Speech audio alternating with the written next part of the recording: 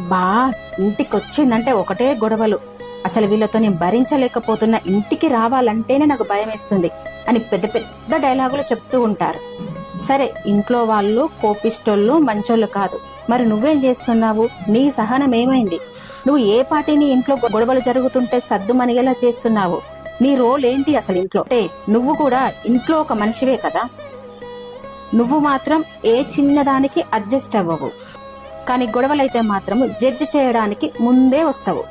ముందు నువ్వు ఎలా ఉంటున్నావో ఇంట్లో ముందు అది చూసుకో. అంతేకాని ఇంటికి రావాలంటే చిరాగ్గా ఉంది అని ఇలాంటి పెద్ద పెద్ద డైలాగులు చెప్పకు.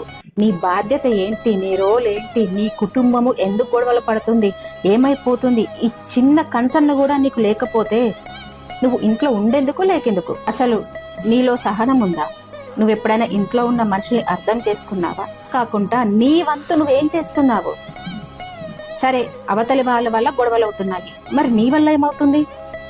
నువ్వేమన్నా ఆ గొడవల్ని సద్దుమణిగిస్తున్నావా? అది లేదు.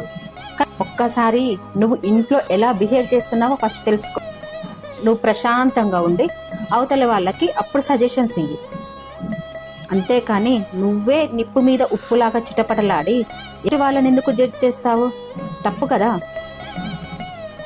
ఇప్పటికైనా తెలుసుకో నీ తప్పేంటో.